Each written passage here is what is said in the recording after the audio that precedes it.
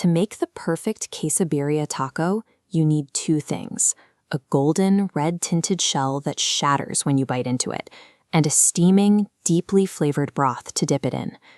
We are going to build this dish on three specific pillars: pull-apart tender beef, a rich consommé, and a structural crunch that holds up to heavy dipping.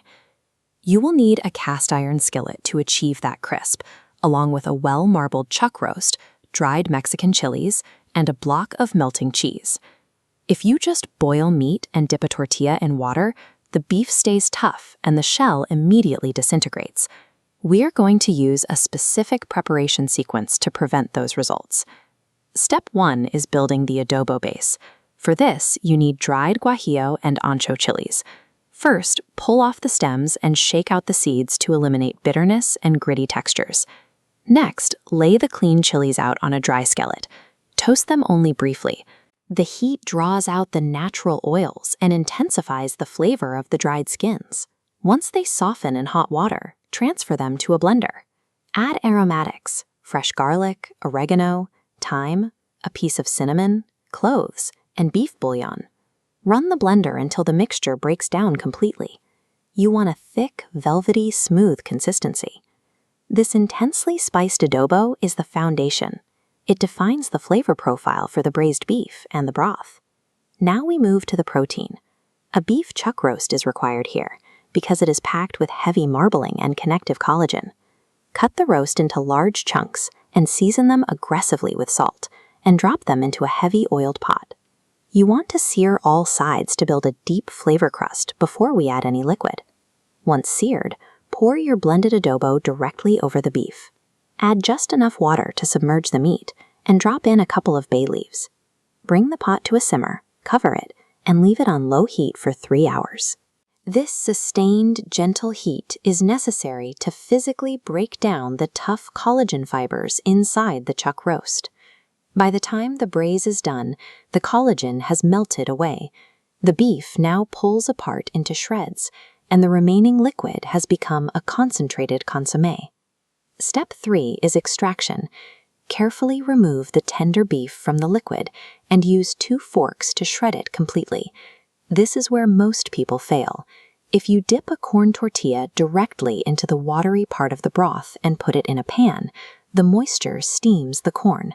The taco will immediately fall apart. Inside the pot, the liquid separates. The heavy, water-based consommé sits at the bottom, with a bright orange layer of rendered fat floating on top. Use a ladle to carefully skim only that top fat layer into a separate dish. For the filling, you need a solid block of Oaxaca or Chihuahua cheese. Store-bought pre-shredded cheese is coated in anti-caking agents, which will actively prevent a smooth, cohesive melt inside your taco. To ensure optimal texture, grate the cheese fresh right off the block. Now, heat your cast iron skillet to a strict medium-high temperature. Take a corn tortilla and coat it exclusively in that shallow dish of isolated fat. This fat acts as a frying medium for the shell, rather than a moisturizer. Lay the fat-soaked tortilla flat onto the hot cast iron skillet. Immediately place a handful of grated cheese onto one half of the shell. As it melts, it acts as a structural binder. Place a portion of your warm shredded beef directly on top of the melting cheese. Fold the empty half of the tortilla over the filling and press down lightly to ensure surface contact.